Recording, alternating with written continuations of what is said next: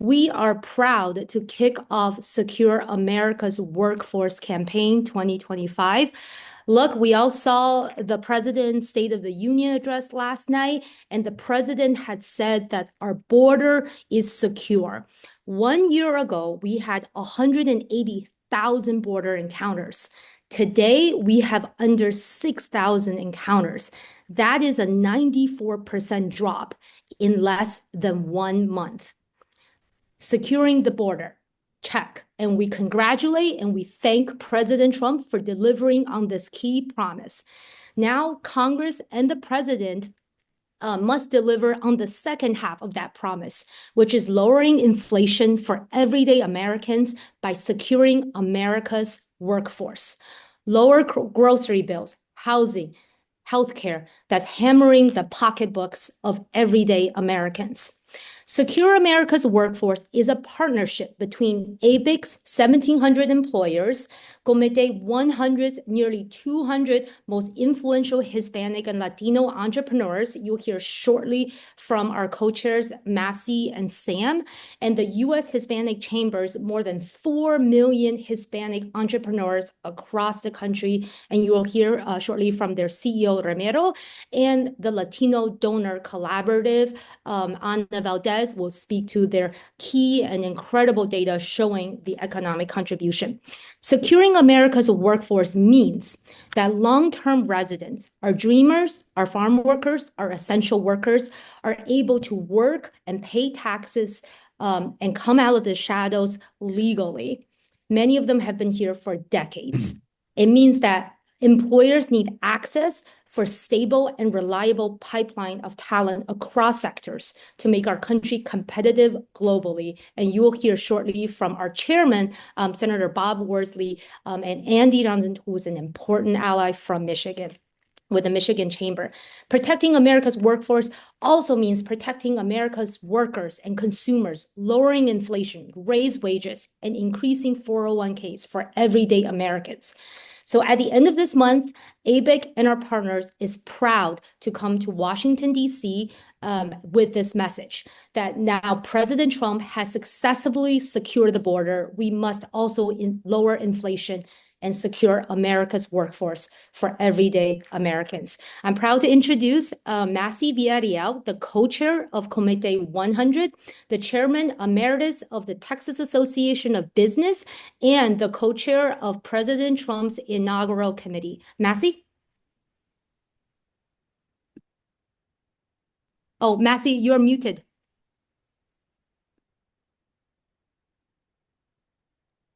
You mean after 3 years of Zoom, I still don't know how to use it? So again, thank you very much and welcome everybody. Thanks for joining us.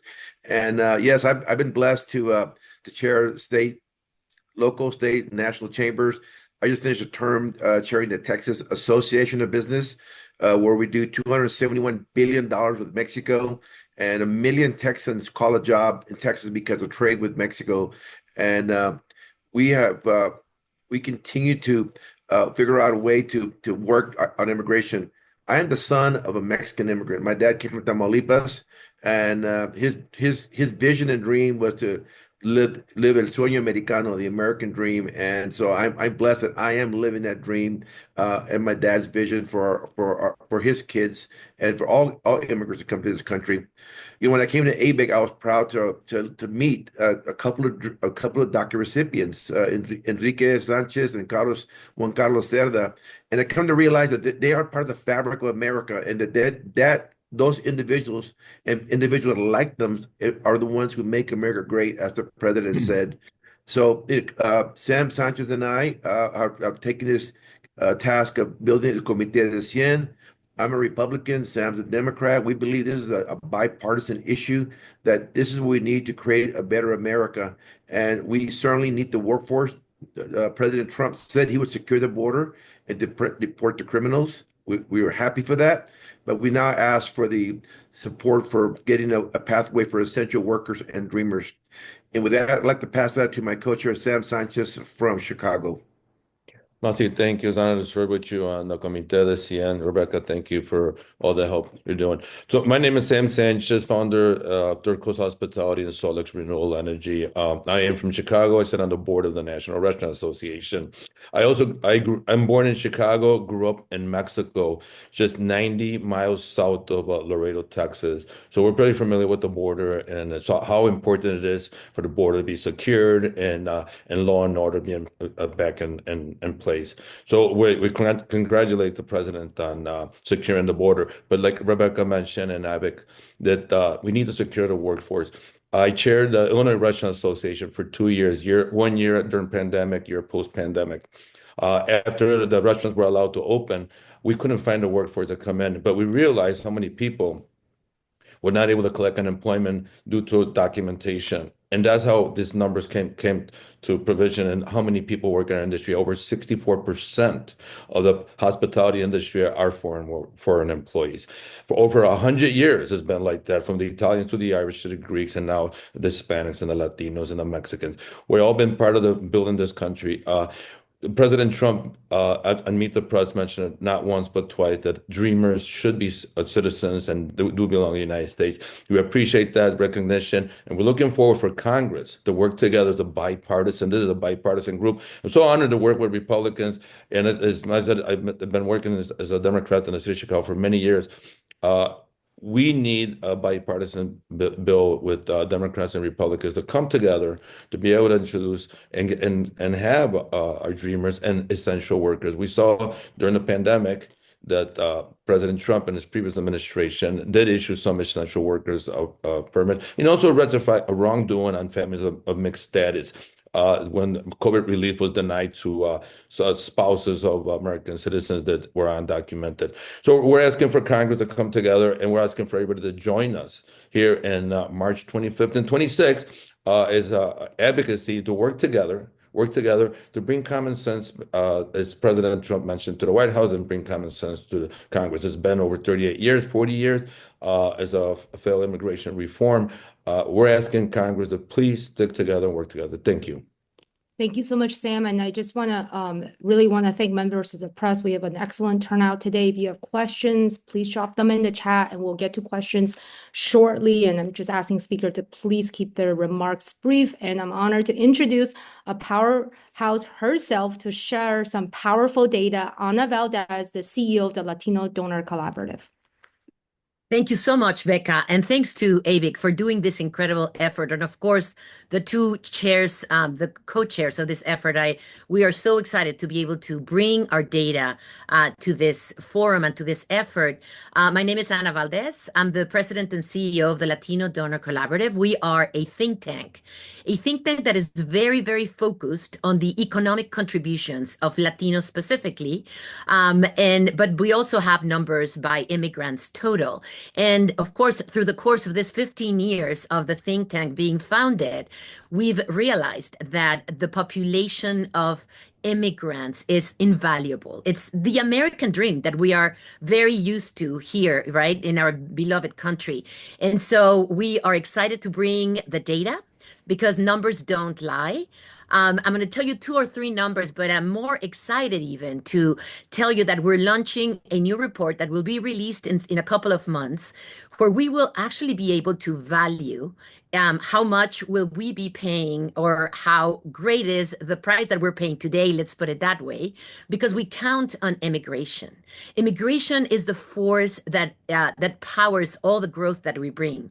And if we could share that, the graphic that we were talking about, I can share it too if it's necessary. But let me tell you a little bit about it. So Latinos in this country help fuel the economy in a level that some people don't realize, right?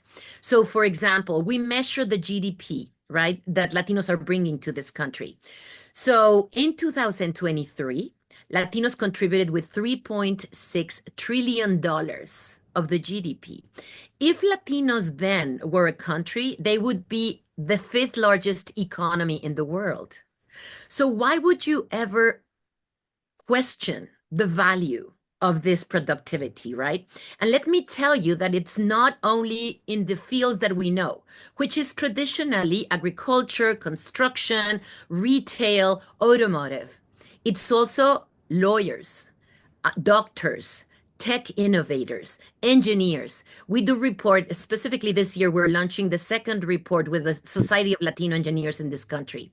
I'm going to give you a number that will surprise you. So in 2010, 4% of all the students of engineering in this country were Latinos. By 2021, 17% of those students were Latinos. We are going to other countries to bring in engineers. Wouldn't it be fantastic to get that population and empower it and nurture it? And we could grow it here. 93% of all the Latino kids are born here. So those kids are born here from immigrant parents, some of them, but they are born here and they're fueling the economy to the point where they would be the fifth largest economy in the world. I'm going to finish by giving you the numbers, similar numbers, but for Mexicans, because as we know, Mexicans are the ones that are being targeted right now more than ever, right? Mexicans are the group of immigrants that don't have many privileges that other countries enjoy. But Latinos contribute with 2.1 trillion, I'm sorry, Mexican immigrants contribute with, we know, $2.1 trillion to the economy in this country. So with that, there's so many numbers. I will be contributing with them to this group. I am really honored to be part of it. I think this is the best way of using our data by promoting the numbers, by promoting the contributions, by promoting the goods, right?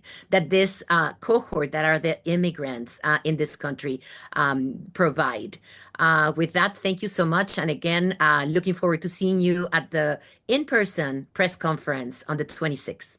Thank you so much, Anna. I'd like to welcome the chairman of the American Business Immigration Coalition and the former Republican senator from the state of Arizona and the CEO of Zenny Homes, Bob Worsley. Thank you, Rebecca. It's an honor to be here today. I just want to reflect on this moment and ABIC's work to secure America's workforce. I'm seeing directly the impact on community members and prospective Latino employees. For example, in my business, there are job offers not being accepted due to fear if people are Latino. We made 6 offers to people we know well who are running factories in Mexico, in HR, procurement, factory supervision.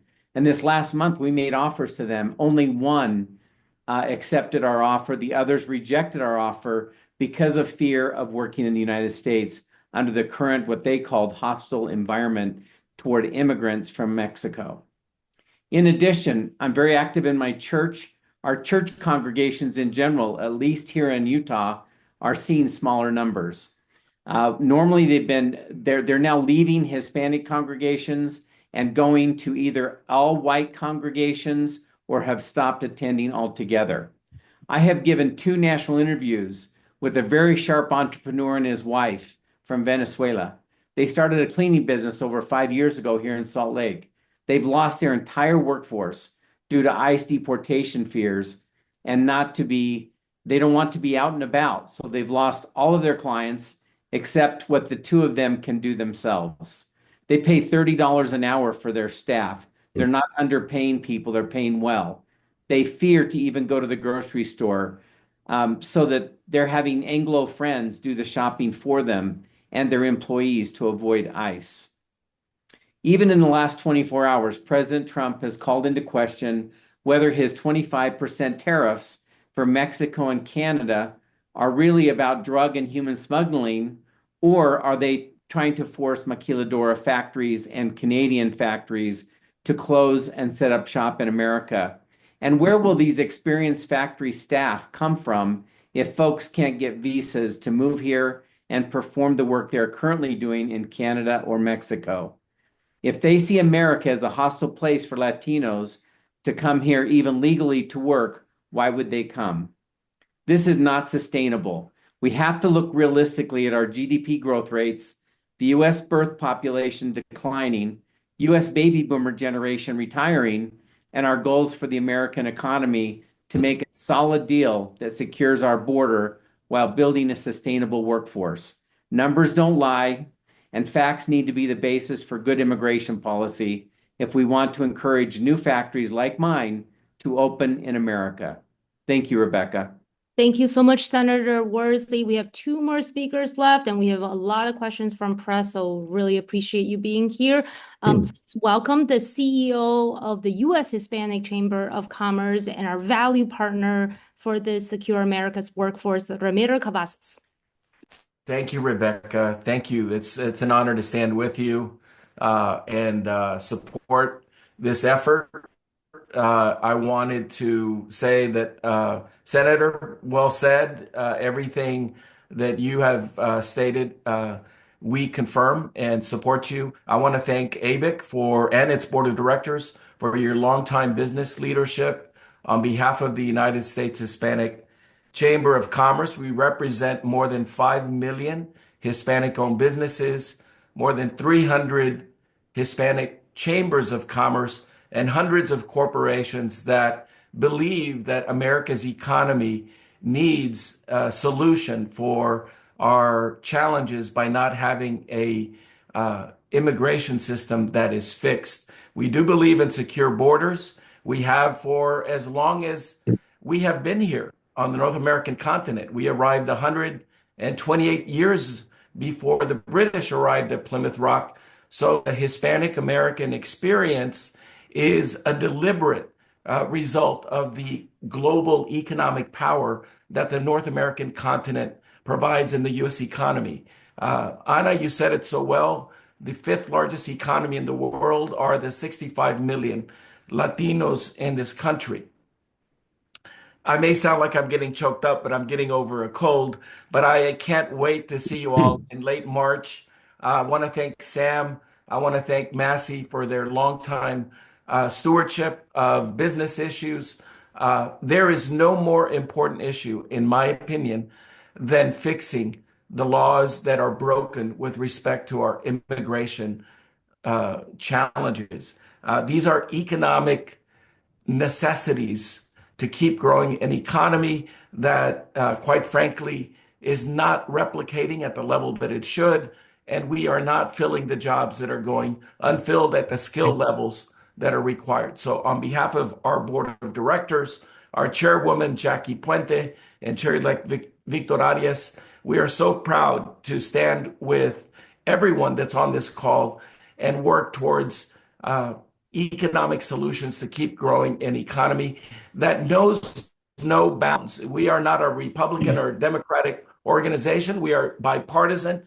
And as I said earlier, we believe that we are red, white, and blue, not red and blue. We are red, white, and blue. And our favorite color is the color of money, green. And we look forward to seeing you March 24th through the 26th. Our legislative summit will be in conjunction with a fly-in by CN and ABIC. And we are ready to meet each of you and to support you and your senators and congresspeople to make sure that we change the law and we fix it permanently. It's been far too long. We believe in America's economy is just around the corner to keep growing and secure our economy. Thank you.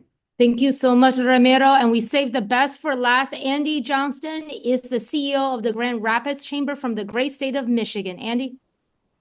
Thank you, Rebecca, and thank you, everyone. Just reflecting on the mood of our 3,000 members right now, they've been telling us, they're dealing with rising costs, but talent is still at the top of their list as key issues. And then we add on top of that a lot of the uncertainty we've seen around immigration that Bob mentioned and others have mentioned, but also the tariffs. We're seeing the impact right now. What we need is more certainty, and I think we can do that if we can advance some strong immigration reform. As Anna mentioned, the numbers don't lie, and we've done our own research at the local level. My favorite number is 0, and that's the number of metropolitan areas in the country that have grown without new Americans. It doesn't happen, right? New Americans contribute to the economic growth and vitality of our metropolitan areas across the country. In Kent County, immigrants accounted for 38.2% of Kent County's growth over the last decade. and they paid over $408 million on taxes. The message is simple. Immigrants and new Americans, they don't take tax dollars, they generate them. They don't take jobs, they support them and keep our local companies here. They're not a drain on the social safety net, they help support it. And so we're really excited to be participating in this fly-in. There has been so much action in this administration. Let's keep it going. Secure border, common sense immigration reform, because when we talk about common sense immigration reform, it's been mentioned, we have laws that have not been updated since before the internet. It is time to do this so that we can secure our workforce and our economic security. Thank you. Thank you so much, Andy. I'll just dive right in. We have a question from Lydia DePillis from the New York Times. What exactly are you guys proposing? If it's legislative, what is your plan to get it signed by President Trump? As Andy mentioned, so what we're proposing is securing the border and securing America's workforce. President Trump shared last night that we have seen a 94% drop in border encounters in the last less than 1 month. And so the president has successfully secured the border, and we are going to Washington, D.C. to ask him to deliver on the other half of his promise, which is lowering inflation for everyday Americans. And that means securing the workforce. And for us specifically, there are bills such as Representative Salazar and Escobar's Dignity Act that will both, continue to maintain border security as well as creating legal pathways for immigrants who have been here working, paying taxes, many for decades, our dreamers, our essential workers, our farm workers, other bipartisan measures, and also to Andy's last point about common sense bipartisan measures, the farm workforce bill that Representative Republican from Washington, Newhouse, from Idaho, Mike Simpson have co-sponsored with Democrats like Zoe Lofgren. Those are all really, really important measures to both secure the workforce and lower inflation for everyday Americans. So I'll just open it up, see anybody else wanna answer this? Good. I think this is Marina Franco from Axios, I believe. I'm sorry if I got that incorrect. So Maria's question is that you mentioned there are 1,700 employers that are part of the campaign. Maria, there's actually way more. The 1,700 employers are members of the American Business Immigration Coalition, which Senator Bob Worsley chairs, and they are in manufacturing, healthcare, hospitality, agriculture, construction, housing, technology. But Secure America's Workforce is a new campaign for 2025 that we have partnered with everyone you see on this call and more. And that includes, Massey and Sam's challenge is Comité 1,000 of the most successful, influential Mexican-American Latino entrepreneurs across the country. Ramiro Cavazos represents 4 million Hispanic entrepreneurs around the country. And Ana Valdez, if you look at her board of directors, it is the who's who of Latino business leaders in Fortune 100 and 500 companies. So it is a joint effort of all of our organizations representing millions and millions of employers to secure America's workforce, and they're around the country. To your question, Rebecca, can I add something go to ahead. that? Go ahead, Massey. Yep. So again, Massey Villarreal from Houston, Texas. I just stepped down as being chair of the Texas Association of Business, the State Chamber of Commerce, and we fully endorse the plan of working on an immigration plan. I also sit on the board of directors of the Greater Houston Partnership. This is a board of Houston where I peer with about 23 Fortune 100 CEOs. And we also believe in an immigration solution that we need to have for the workforce. So it's ABIC, it's Texas Association of Business, the Greater Houston Partnership, Fortune 100 CEOs who are on the plan with us. So we hope to bring and leverage the resources of those individuals and companies to this effort. And Rebecca, I would just mention on the question about what we're asking for, one of the things that just is so frustrating is the backlog. right, of people trying to do it the right way and follow the current legal pathways that exist. I think we would really love Congress to work on fixing that immigration backlog, reforming and streamlining the visa processes. Again, that is what expanding the legal part of expanding the legal pathways. That's a key effort. It's something we hear a lot from employers about the frustration of how long these backlogs take. Paperwork should not be getting in the way of helping us secure our workforce. Rebecca, let me add to that, please. I mean, it's been in the business, the hospitality business for 37 years. Our employees are well trained, and we've seen a lot of foreign workers that are trained, has been working here for years, and many in the industry. Just in the state of Illinois, over 534,000 people work in the hospitality industry. And after the pandemic, we realized it's over 64% are foreign workers. We're asking for the president, the for work visas for anybody that's been here for numerous of years, paying taxes, law abiding, no criminals. I mean, we support the law enforcement, we support the security of the border. But first of all, we're asking the president the hold strong on his belief on the dreamers, which he mentioned on Meet the Press, that they should be here and they should be American citizens. So that's one of our biggest asking, and we will move forward and continue working on to bring bipartisan issue. Is a bipartisan group. It's so important that we work together with Democrats and Republicans together to make this happen. Thank you. Thank you, Sam. The next question is from Bloomberg for Senator Worsley. Senator Worsley, can you speak to the impact on your business and inflation if there is, given the labor shortage and the hard to hire people, as you mentioned? Yeah.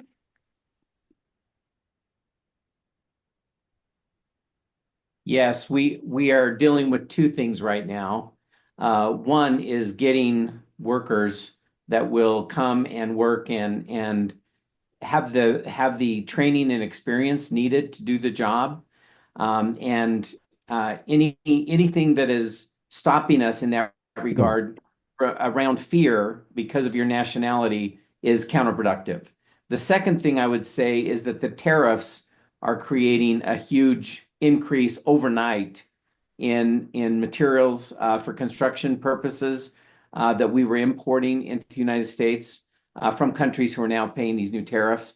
So we're being hit by two things and having to raise prices from a workforce we can't get, and therefore we have to pay more and more to get people to show up. And second of all, the tariffs are now creating cost of goods for the manufacturing process that are higher, and those will have to be passed on to consumers. Great. Thank you so much.